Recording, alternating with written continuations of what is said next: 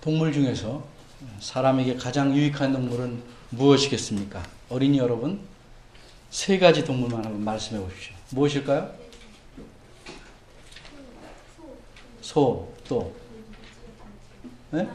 돼지, 또 닭. 잘 먹는 것만 골라서 말했네요.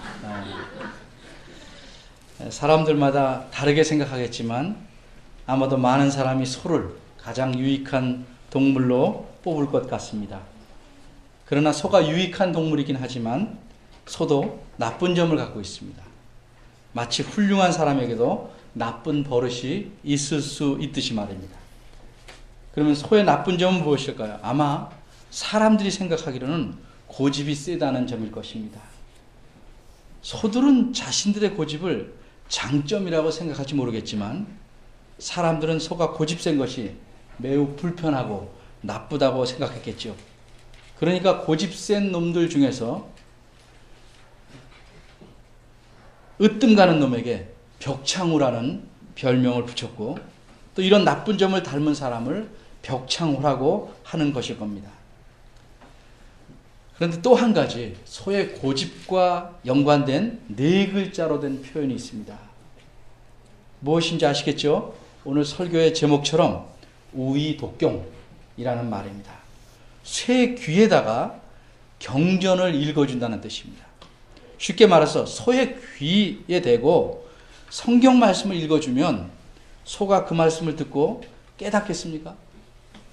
소가 자기의 게으름을 반성하고 내일부터는 게으름을 부리지 말고 일찍 일어나서 밭을 부지런히 갈아야겠다 이렇게 결심하겠습니까? 전혀 그럴 리가 없습니다. 이 우의독경을 영어로는 듣지 못하는 귀에 대고 설교하기 라고 표현합니다. 귀머거리에게 간절히 설교한들 그가 듣겠습니까? 귀머거리에게 설교해도 아무 소용이 없습니다. 이처럼 우의독경은 아무 소용이 없다는 뜻으로 쓰입니다. 그런데 여러분 정말로 쇠 귀에다 대고 성경책과 같은 경전을 읽어주는 사람을 보았습니까? 진짜 귀먹은 분에게 그분이 귀가 전혀 안 들린다는 사실을 알고도 열심히 설교하는 목사님을 본 적이 있습니까? 아마 제정신인 사람은 전혀 그렇게 안 할 것입니다. 따라서 우의독경이란 말은 정말 소의 귀에다가 책을 읽어주는 것을 가리키는 것이 아닙니다. 이것은 아무리 말해도 듣지 않는 사람을 소의 귀, 쇠 귀에 빗대어 그런 사람에게 충고하는 것을 우의독경이라고 표현합니다. 소용없는 일을 하기 때문입니다. 저는 설교할 때마다 바랍니다. 이것이 우의독경이 아니기를 바랍니다. 처음부터 목사님의 설교를 듣지 않으려고 마음먹은 사람에게는 어떤 설교도 우의독경이 될 수밖에 없습니다. 그런데 이보다 더 대담하고 뻔뻔한 사람들이 있었습니다. 이들은 하나님께서 자기 선지자를 통해서 직접 전하시는 말씀마저도 우의독경으로 만들었습니다. 이들은 하나님 말씀에 반드시 순종하겠다고 먼저 약속했습니다. 그리고서 하나님의 뜻을 알려달라고 간청합니다. 그러나 막상 하나님의 뜻이 자신들의 뜻과 다르게 드러나자 이들은 얼굴을 돌려버립니다. 아무 일도 없었던 것처럼 자신들이 원래 세웠던 계획대로 다른 나라로 몸을 피해버립니다. 이렇게 가정을 해봅시다. 만일 우리나라에서 전쟁이 터질 것 같이 불안한 상황이 생기면 사람들은 어떻게 하리라고 여러분은 생각하십니까? 아마 적지 않은 사람이 최대한 빨리 재산을 정리해서 안전하다고 생각되는 나라로 이주해 갈 것입니다. 예전에 남북관계가 긴장돼 있을 때 이곳에서는 도저히 불안해서 못 살겠다고 미국으로 건너간 사람들이 적지 않았어요. 물론 돈 있는 사람들이 그랬겠죠. 돈 없는 사람은 가고 싶어도 어쩔 수가 없었을 것입니다. 어쨌든 자기 나라에 전쟁의 위험이 생기면 많은 사람들은 할 수만 있다면 안전한 다른 나라로 피할 것입니다. 그러면 그 땅에 남는 사람은 세 종류의 사람뿐일 것입니다. 어쩔 수 없이 나라를 책임져야 하는 사람들과 애국자들과 힘도 돈도 없는 불쌍한 서민들 뿐입니다. 옛날 유다 나라도 그랬습니다. 힘센 바벨론 나라가 침공해 왔습니다. 그리고 한 번 공격으로 그칠 것 같지 않았습니다. 그러자 공격이 뜸한 틈을 타서 나라를 빠져나갈 수 있는 사람들은 대부분 다 빠져나갔습니다.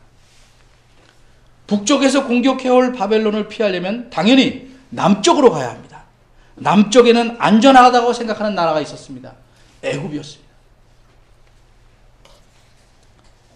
참으로 억울한 사연으로 몸을 팔아야 하는 직업을 갖게 된 여성이 있었습니다. 피눈물 나게 고생하다가 어떤 좋은 여성단체의 도움으로 우여곡절 끝에 그 직장에서, 그곳에서 벗어나게 되었습니다. 그런데 새로운 삶을 살려고 애쓰다가 그 가운데서 정말 재정적으로, 경제적으로 심한 어려움이 닥쳐왔습니다. 그러면 어떻게 해야 되겠습니까? 여러분에게 도움을 구한다면 무엇이라고, 어떻게 대답해 주시겠습니까? 세 가지로 가정해 봅니다. 첫째, 어차피 썩을 육체인데 아무려면 어떻겠습니까? 그러나 돈은 많을수록 잘 살 수 있습니다. 많을수록 편한 삶을 살 수 있습니다. 돈을 벌어야죠. 눈 딱 감고 한 3년만 지난번에 하던 일을 해서 돈을 버는 것이 어떻겠습니까? 이렇게 말씀하겠습니까? 이런 식으로 대답하는 사람은 매우 저질입니다. 이 사람은 인간에게 소중한 다른 가치들은 다 뒤로 제쳐놓고 오직 돈을 제일 중요하게 여기는 사고를 갖고 있기 때문입니다. 이런 식의 사고를 가진 사람이 지도자면 그가 이끄는 사회는 저질화됩니다. 그런 사람이 교회 안에 많아지면 교회는 세속에 쉽게 깊이 물들게 됩니다. 그러면 교회는 돈을 많이 가진 자가 모든 것을 결정하게 되는 악한 구조로 바뀌게 됩니다. 장로님도 집사님도 무슨 직분을 맡은 자는 다 돈 가진 자가 맡게 됩니다. 의사결정들을 그들이 하게 됩니다. 두 번째 대답으로 생각할 수 있는 것은 이것입니다. 솔직히 말씀드리자면 이전의 직장에서 나오지 말았어야 합니다. 그랬다면 지금 겪는 어려움도 없었을 것입니다. 그곳에서 모든 것을 참고 견디며 살았으면 지금쯤은 대접받고 편하게 살았을 것입니다. 직업에는 귀천이 없습니다. 무슨 일이든지 성공하려면 한 우물을 파야 합니다. 이제부터라도 다시 그것으로 돌아가셔야 합니다. 이렇게 그 여인에게 대답하시겠습니까? 이렇게 대답하는 사람은 악질입니다. 그는 악한 일일지라도 성공해야 한다는 사고를 갖고 있기 때문에 위험한 사람입니다. 그런 사람에게 좀 묻고 싶습니다. 자기 여동생이나 딸에게도 그렇게 대답하겠는가? 올바른 대답은 아마 이래야 될 것입니다. 지난번에 그 직장에서 나온 거는 참 용기 있고 잘한 일입니다. 그런 용기로 이 어려움을 이겨내십시오. 행여 어려움이 심하다고 이전의 직장으로 되돌아가려는 생각은 꿈에도 하지 마십시오. 그 직업은 옳지 않은 일이기 때문에 본인도 결국은 파멸에 이르게 될 것입니다. 이렇게 대답해 주는 사람이 올바른 사람입니다. 의를 소중히 여기고 추구하는 사고를 가졌기 때문입니다. 애굽으로 내려가서 사는 유다 백성들은 자신의 안전과 편안함을 위해서 애굽으로 되돌아간 사람입니다. 하나님께서는 일찍 이렇게 말씀하셨습니다. 왕된 자는 말을 많이 두지 말 것이요 말을 많이 얻으려고 그 백성을 애굽으로 돌아가게 말 것이니 이는 여호와께서 너에게 이르시기를 너희가 이후에는 그 길로 다시 돌아가지 말 것이라 하셨음이며. 신명기 17장 16절입니다. 이 말씀의 뜻은 쉽게 말하면 안전함과 부유함을 얻으려고 애굽으로 다시 돌아가지 말라는 뜻입니다. 애굽은 그 당시 사람들의 눈에 안전하고 부유한 나라입니다. 그러나 하나님 보시기에 애굽은 언제나 하나님 백성의 영혼을 죽이는 위험한 나라입니다. 그래서 일찍이 하나님께서는 이스라엘 백성을 긴 세월 애굽에서 노예 생활하던 상태에서 건져내셨습니다. 그러기에 다시는 하나님을 진심으로 섬길 수 없는 억눌린 상태의 삶 속으로 되돌아가지 말라고 말씀하신 겁니다. 이 가나안 땅에 남아있으면 하나님께서 안전과 삶을 책임지시겠다고 약속하셨는데도 불구하고 사람들은 애굽으로 가서 살고 있는 것입니다. 이제 이 애굽에 사는 사람들에게 하나님께서 자기 선지자 예레미야를 보내서 마지막으로 경고하십니다. 그들의 죄악을 오래오래 참으시다가 이제는 벌하실 때가 되었는데 벌하시기 직전에 그들이 뉘우쳐 돌아오기를 바라시는 마음으로 선지자를 보내서 하나님 말씀을 전하게 하십니다. 이 경고의 말씀이 44장 1절에서 13절입니다. 간추리면 이렇습니다. 너희는 내가 예루살렘과 유다의 모든 성읍에 재앙을 내린 것을 보았다. 그 재앙이 극심해서 그 땅이 황무지가 되었고 거하는 사람들이 없게 되었다. 왜 내가 그런 재앙을 내린 줄 아느냐? 너희가 지독하게 우상을 섬겼기 때문이다. 내가 그 짓만은 하지 말라고 수없이 내 선지자들을 보내서 일렀건만 너희는 계속해서 우상을 음란하게 섬겼고 그 결과로 나라가 처참하게 망하게 된 것이다. 그런데도 너희는 아직도 정신을 못 차리고 이곳 애굽에까지 와서 여전히 우상을 변함없이 성심성의껏 섬기고 있냐? 또다시 내 진노를 격동하여 남은 자가 전혀 없을 만큼 철저하게 망해서 세상의 웃음거리가 되고 싶으냐? 너희가 이 경고를 무시하고 계속 우상을 섬기기를 고집한다면 내가 유다와 예루살렘을 벌한 것 같이 애굽 땅에 사는 너희를 칼과 기근과 전염병으로 벌할 것이다. 남은 자가 없도록 철저하게 벌할 것이다. 자신에게 닥칠 어려움을 대처하는 방식에 따라 사람을 분류해보면 아마 세 종류가 있을 것입니다. 첫째는 어려움을 겪어보지 않고 피할 길을 찾는 사람입니다. 이 사람은 비슷한 어려움을 겪은 사람들의 말을 경청하여 자신은 그런 어려움을 겪지 않도록 실수를 피하거나 줄이는 지혜로운 사람입니다. 둘째 사람은 미리 대책을 세우지 않고 있다가 그저 어려움을 겪는 사람입니다. 몸으로 때우는 겁니다.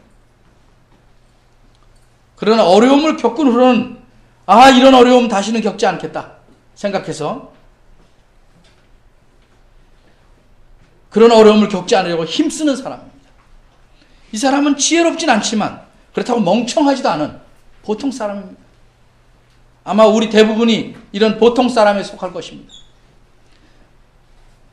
끝으로 셋째 종류의 사람은 어려움을 겪고도 그 어려움의 맛을 혹독하게 보고도 아무런 대책을 세우지 않아서 비슷한 어려움을 반복해서 계속 겪는 사람입니다.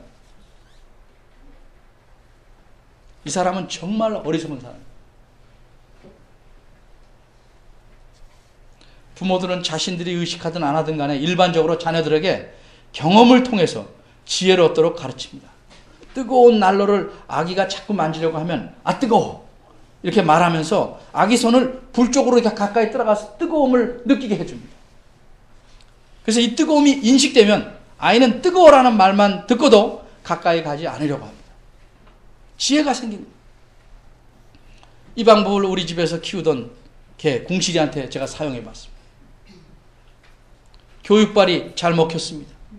그래서 나중에는 커피잔을 들고 앞으로 내밀면서 뜨거워 하면 이 개가 뒤로 물러납니다. 글쎄 코 후각이 발달돼서 금방 느꼈는지 모르겠지만 어쨌든 뜨거워 하면 뒤로 갈 만큼 똑똑해졌습니다. 그런데 나라가 다 망해버린 것을 두 눈으로 똑똑히 보고도 애굽에 거하는 유대인들은 망할지 하나님께서 가증하게 여기는 그 우상 숭배에 깊이 빠져서 또다시 멸망을 부르고 있었습니다. 이들에게 이제껏 전한 하나님의 말씀은 우의 독경일 뿐이었습니다.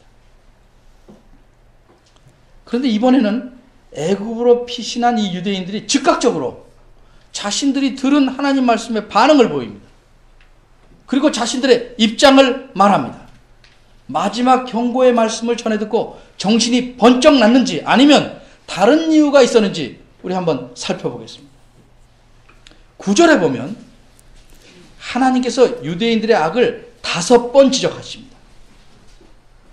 9절입니다. 너희가 유다 땅과 예루살렘 거리에서 행한 악, 즉 전국적으로, 유다 땅 전국적으로, 그리고 공개적으로 다 저지른 악을 지금 말씀합니다. 너희 열조의 악, 유다 왕들의 악, 왕비들의 악, 너희의 악, 너희 아내들의 악을 잊었느냐? 5가지 악을 말씀한 것이 아닙니다.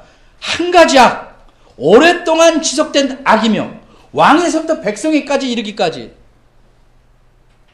남녀를 불문하고 누구나 저지르고 있었던 악, 즉 우상 숭배에 깊이 빠져 있었다는 사실을 강조하시는 겁니다.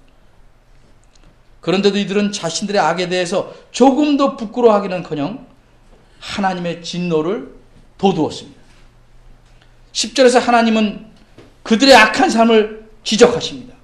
그들은 마땅히 해야 할 것, 그러나 하지 아니한 3가지를 지적하십니다. 첫째는 그들은 전부터 오늘날에 이르기까지 하나님 앞에 전혀 겸비치 아니하였습니다. 잘못을 고하고 자신을 낮추지 않았다는 말입니다. 둘째로 이들은 하나님을 두려워하지 않았습니다. 이들은 하나님을 경외하고 공경하지 않았습니다. 경외하지도 않고 공경하지도 않았습니다. 하나님을 우습고 가볍게 여겼습니다. 하나님을 종이 호랑이처럼 여겼습니다. 셋째로 그들은 하나님의 말씀과 법도에 순종하지 않았습니다. 하나님 말씀을 무시하고 거절했습니다. 자기 마음대로 살았습니다. 그렇다 할지라도 유다의 처참한 멸망을 보고 애굽으로 피해온 유다인들은 좀 다르지 않을까? 우상 숭배로 멸망받은 사람들을 보고 자신들의 삶을 조금이나마 고치려고 애쓰지 않았을까? 이들의 대답을 분석해 봅니다. 첫째, 누가 대답을 했는가? 15절입니다. 모든 남자와 모든 여인들이 모여 있습니다. 1절에 보면 애굽 땅의 여러 지역이 나옵니다. 이 여러 지역에 사는 사람들에게 예레미야가 하나님 말씀을 전했습니다. 이곳저곳 가서 전한 게 아니고 그 모든 사람을 대상으로 전했단 말입니다. 그런데 특별히 15절에서는 바드로스라는 곳에 거하는 백성들이 나옵니다. 이들은 몇몇 사람이 아니라 큰 무리입니다. 아마 이들은 지역적으로 가까워서 하나님 말씀을 직접 나와서 들을 수 있었던 무리라고 생각됩니다. 따라서 이곳에 모인 사람들 대부분이라고 말할 수 있겠습니다. 그런데 모든 남자를 꾸며주는 표현이 특별합니다. 이렇게 되어 있습니다. 자기 아내들이 다른 신들에게 분향하는 줄을 아는 모든 남자. 풀이하면 자기 아내가 여호와 하나님이 아닌 다른 우상들에게 제사 드리고 섬기는 줄을 알고 있는 모든 남편이라는 뜻입니다. 원래 우상 숭배에는 많은 격식이 필요합니다. 우리나라 사람들도 제사장을 제대로 차리자면 만들어 내놓는 음식의 수가 다양하고 많은 것 같습니다. 이렇게 아내가 격식 있게 제사 음식을 차린다면 남편이 모르게 할 수는 없습니다. 남편의 동의나 허락을 얻고 한다는 말입니다. 따라서 이 15절에 있는 표현은 아내들이 우상 숭배하는 것을 동의하거나 허락한 모든 남자들이라는 뜻입니다. 그러니까 예레미야가 전하는 하나님 말씀에 대답을 한 사람들은 하나님 말씀을 예레미야에게 직접 듣는 대부분의 사람들이지만 여전히 우상 숭배하는 일을 계속하고 있는 사람들이었습니다. 둘째, 이들은 무엇이라고 대답했는가? 한마디로 이들은 칼로 베듯이 아주 분명하게 거절합니다. 16절에 보면 내가 여호와의 이름으로 우리에게 하는 말을 우리가 듣지 아니하겠다 이렇게 말합니다. 내가 전하는 여호와의 말씀을 우리가 순종하지 않겠다 하는 뜻입니다. 남의 말을 들을 때, 특히 잘못을 지적받을 때 어떻게 반응하냐를 보면 그 사람의 성숙함을 알 수 있습니다. 지적받으니까 속은 상하지만, 그래, 내 지적이 옳다, 내가 고쳐야겠다라고 마음만 먹어도 그 사람은 상당히 성숙한 사람입니다. 그러나 그래서 내가 보태준 게 뭐냐, 내가 뭐라고 지독하든지 나는 내 식으로 살겠으니 너나 잘하세요 라고 생각하는 사람은 성숙하기가 힘든 사람입니다. 하지만 잘 듣는 척은 하지만 속으로 이를 갈면서 두고 보자, 너 어디 한번 걸리기만 해봐라, 이 수모를 내가 반드시 어떻게든 갚고 말겠다 라고 다짐하는 사람은 심히 악한 사람입니다. 성숙하면은 아예 관심이 없는 사람입니다. 그런데 어느 시대나 우상 숭배에 빠져 있는 사람은 결코 성숙할 수가 없습니다. 세련되는 것, 세련미는 일반 사회의 교육과 관습과 경험을 통해서 배울 수 있습니다. 그러나 인격의, 사람의 성숙함은 오직 하나님 말씀으로만 가능하기 때문입니다.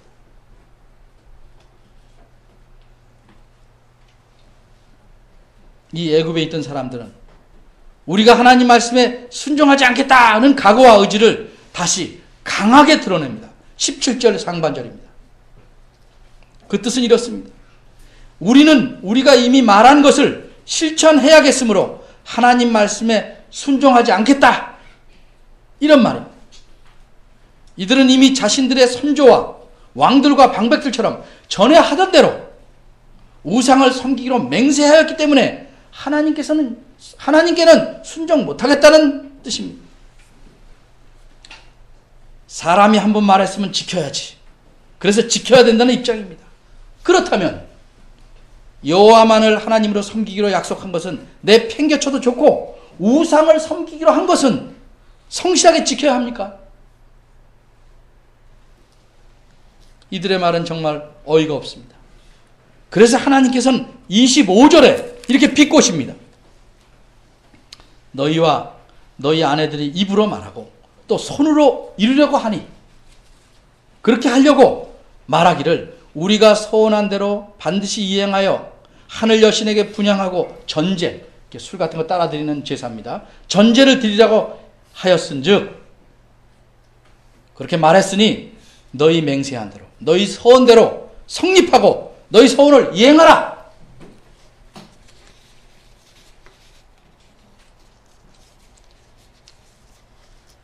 셋째, 이들은 어째서 그렇게 대답했는가? 이들은 어째서 하나님께 순종하고 하나님께 불순종하고 우상을 섬기겠다고 당당하고 뻔뻔하게 단결해서 말했는가? 한마디로 이들은 하나님이 쓸모가 없다고 판단했기 때문입니다. 그들이 이렇게 말합니다. 17절 하반절과 18절입니다. 그때, 즉 하늘 여신을 섬길 때는 우리가 식물이 풍부하고 복을 받고 재앙을 만나지 아니했더니, 이제 우리가 하늘 여신에게 분향하고 그 앞에 전제드리는 것을 폐한 후부터는 모든 것이 핍절하고 칼과 기근에 멸망을 당하였느니라. 이들이 원하는 것은 한마디로 배부름과 편안함이었습니다. 그런데 이들의 판단에 하나님은 자신들이 원하는 것을 채워주시지 않는다는 것입니다. 그래서 과감하게 하나님을 버리기로 하였습니다. 마치 교회 다는 이유가 하나님께서 복을 주셔서 장사도 잘 되고 돈도 많이 벌고 아파트 투기해도 잘 되고 승진도 잘 되길 바랬는데 아무것도 되는 것이 없으니까 교회 다니기를 그만두는 사람들처럼,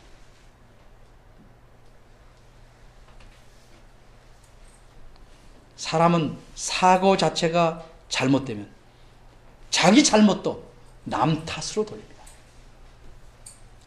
첫 단추를 잘못 맞춰 끼면 좀 수고스럽지만 다 풀러서 다시 맞추면 되지만, 사람의 사고는 그렇게 쉽게 풀렀다가 맞출 수가 없는 것입니다.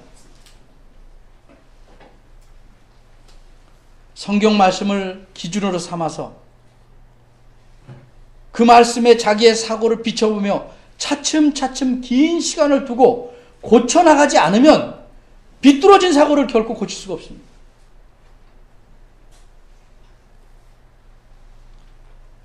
그러나 우상에게 절하며 자신들의 배부름과 편안함을 제일로 삼는 사람들이 자신의 잘못된 사고 체제와 문제점을 알 리가 없습니다. 주변에서 다 겪는 일입니다.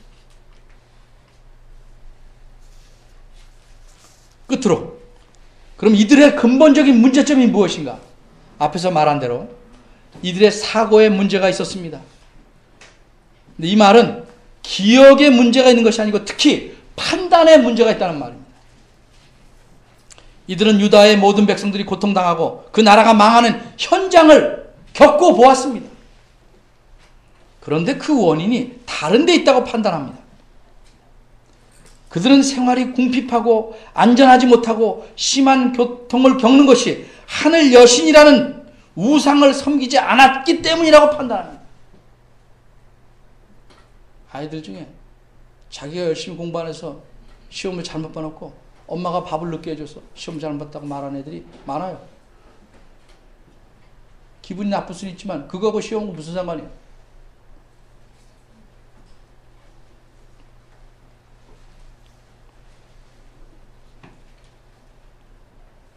사람이 이렇게도 어리석을 수 있을까? 그렇습니다. 옛날 사람들이기 때문에 특별히 이 사람들이 더 어리석은 것이었는가? 아닙니다. 현대인들도 그들 못지않게 어리석습니다. 건물의 상량식 맨 윗 들보를 얹을 때, 드라마나 영화 촬영을 시작할 때, 또는 바다에 고기 잡으러 나갈 때, 이럴 때 어떻게 합니까? 평소에는 맛있게 먹던 돼지의 허연 머리를 앞에다 두고 입과 코에 돈을 찔러 넣어주면서 절하고 빕니다. 많이 배운 사람이나 못 배운 사람이나 다 절합니다. 간절하게 절합니다. 그 돼지가 처음부터 웃고 있었습니다.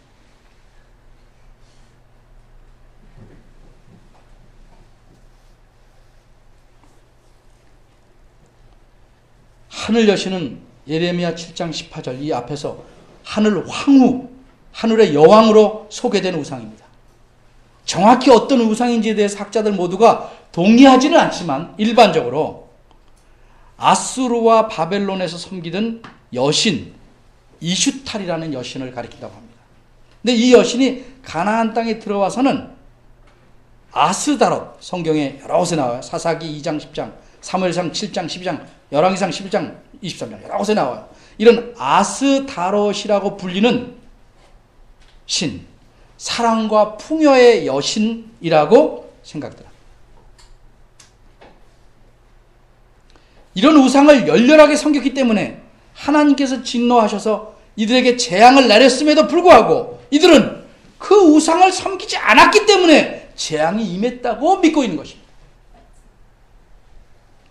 잘못된 판단, 그릇된 믿음, 비뚤어진 사고로 인해서 이들은 또다시 하나님의 진노를 받게 될 운명에 놓이게 됩니다. 엄밀히 말해서 하나님께서 그들의 잘못을, 그들의 우상숭배를 오래 참으셨기 때문에 그들에게 그나마 풍부하고 안전한 삶이 있었던 것입니다.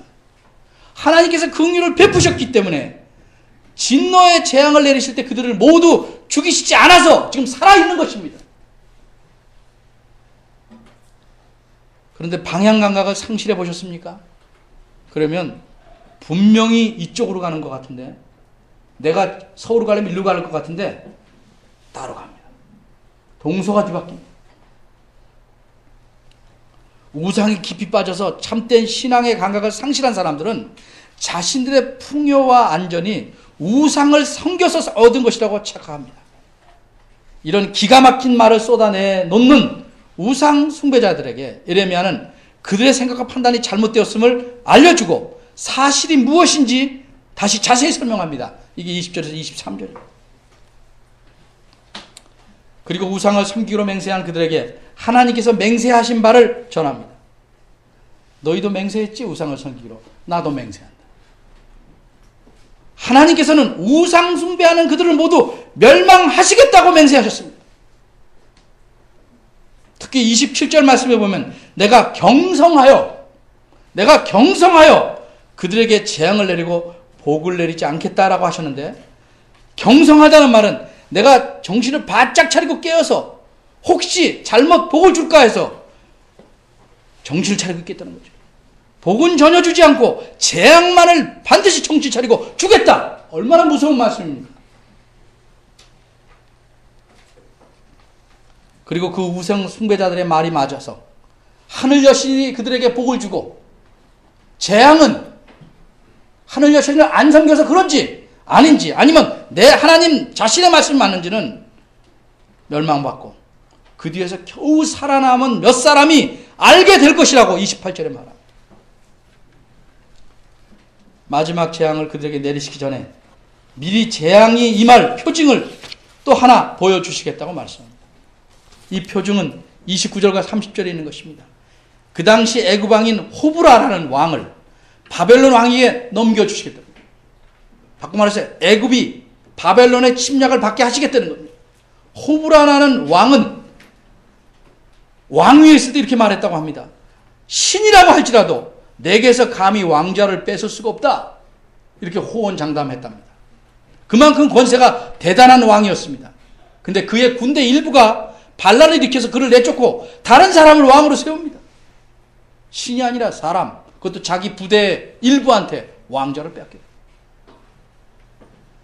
그리고 후에는 예루살렘이 망한 지 채 20년이 안 돼서 바벨론 왕 느부갓네살이 애굽에 쳐들어와서 애굽을 정복합니다. 호브라도 처형됩니다. 이렇듯 하나님 말씀대로 모든 일들이 이루어집니다. 우상을 숭배하던 모든 이들은 멸망하고 맙니다. 그들이 안정되고 풍요로웠던 것도 우상의 덕이 아니라 하나님의 인내이며 하나님의 긍휼하심 때문이었습니다. 오늘날 우리는 하늘 여신과 같은 우상은 섬기지 않습니다. 그러나 유다 백성들이 우상을 섬기는 목적이 무엇이었습니까? 자신들의 배부름과 편안함이었습니다. 그들은 하나님의 말씀과 법도에는 관심이 없습니다. 하나님을 공경하지도 않고 경외하지도 않았습니다. 그들은 하나님 앞에 겸비치도 않았습니다. 오직 자신들의 육체를 위해 살았고 그 육체의 안녕을 추구합니다. 하나님의 백성으로 마땅히 해야 될 도리에 대해서는 관심이 없습니다. 자신들의 육체적 삶을 보장해 줄 어떤 대상을 찾아 섬깁니다.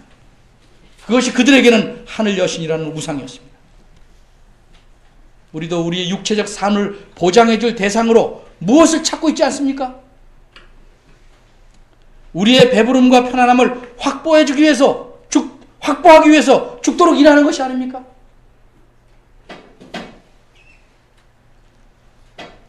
나에게 육체적 필요를 채워주는 능력이라고 생각되는 그 어떤 것, 여러분이 생각하는 그 어떤 것, 이것이 하나님 보시기에는 하늘 여신과 같은 우상입니다.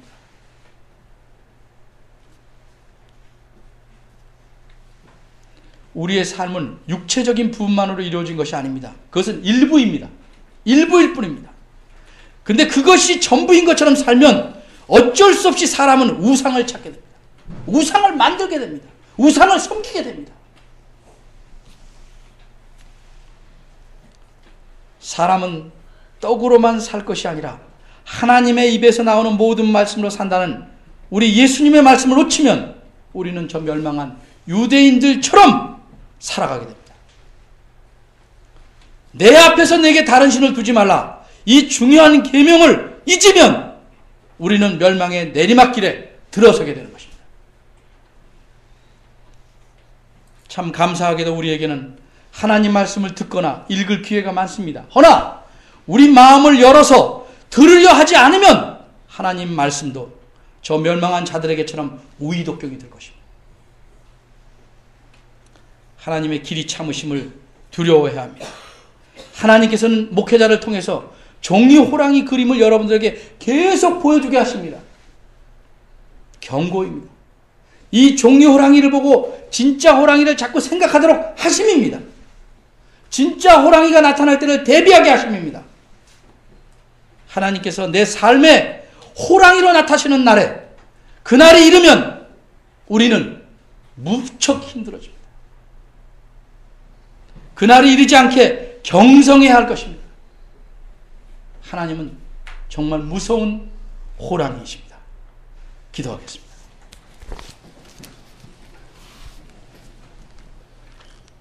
하나님, 성경 말씀을 통해서 하나님의 진노를 받아 망했던 사람들의 잘못을, 문제점을 생각해 봅니다. 그런 문제점을 우리가 다시 반복하고 습관으로 삼아서 또다시 하나님의 진노를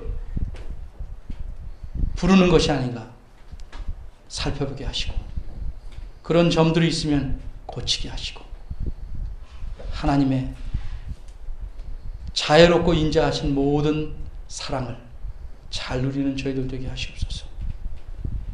우리의 삶이 불순종하는 것으로 가득 차서 늘 하나님의 무서운 면만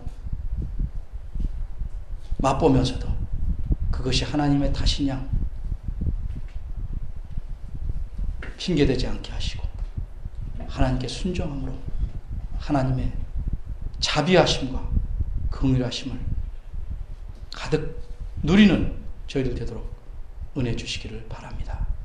저희를 경성케 하시고 깨우쳐 주셔서 더욱 하나님 안을 섬기는, 하나님을 기쁘시게 하는 주의 백성 되게 하시옵소서. 예수님의 이름으로 기도합니다. 아멘.